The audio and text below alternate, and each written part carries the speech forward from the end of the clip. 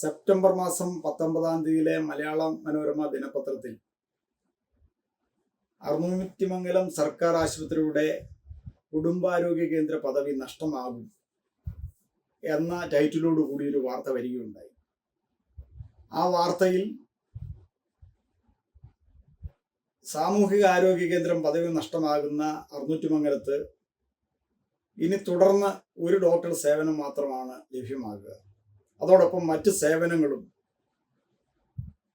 നഷ്ടമാകും. അവിടുത്തെ ജീവനക്കാരെ എല്ലാം പുനർവിന്യസിച്ച് മറ്റ് സ്ഥലങ്ങളിലേക്ക് മാറ്റും എന്നെല്ലാം ധ്വനി വരുന്ന തരത്തിലേക്ക് പറയുകയുണ്ടായി. ഈ കാര്യങ്ങൾക്കൊന്നും ഒരു അടിസ്ഥാനമില്ലെന്ന് മാത്രമല്ല, അറുന്നൂറ്റിമംഗലം സർക്കാർ ആശുപത്രി കുടുംബാരോഗ്യ കേന്ദ്ര പദവി നിലനിർത്തും.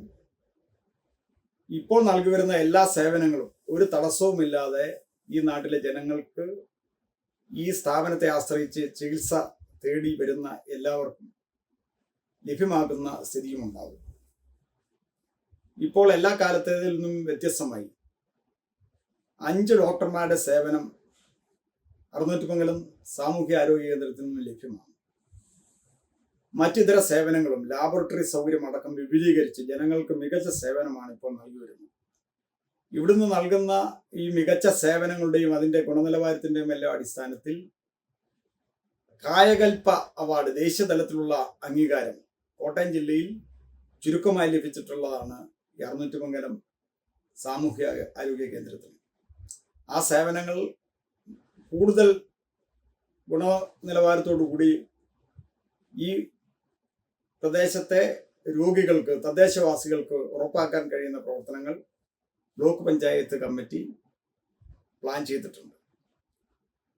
ഇപ്പോൾ 5 ഡോക്ടർമാരുടെ സേവനമുണ്ട് എന്നതുപോലെ തന്നെ മറ്റ് സ്റ്റാഫുകൾ, ചില ജീവനക്കാരെ വർക്ക് അറേഞ്ച്മെന്റിന്റെ ഭാഗമായി പല ഘട്ടങ്ങളിലായി പലപ്പോഴും പലയിടത്തേക്ക് മാറ്റാറുണ്ട്. അവരെല്ലാം ഇങ്ങോട്ട്, അവരുടെ എല്ലാം ലീൻ ഇവിടെ തന്നെയാണ് നിൽക്കുന്നത്. അവർ ഇങ്ങോട്ട് തന്നെ തിരിച്ചു വരുന്ന നില മുൻപും ഉണ്ടായിട്ടുണ്ട്. അത് അങ്ങനെ വരുമെന്ന് തന്നെയാണ് നമ്മൾ കരുതുന്നത്. ഈ പറഞ്ഞ തരത്തിൽ ഈ വാർത്തയിൽ ഈ ആളുകളിൽ ആശങ്ക ഉണ്ടാക്കുന്ന വിധത്തിലുള്ള വാർത്തയ്ക്ക് ഞങ്ങളുടെ ബ്ലോക്ക് പഞ്ചായത്ത് ഭരണസമിതിയുടെ അന്വേഷണത്തിൽ ഇടപെടലും യാതൊരു അടിസ്ഥാനവുമില്ല എന്നാണ് മനസ്സിലാക്കുന്നത്.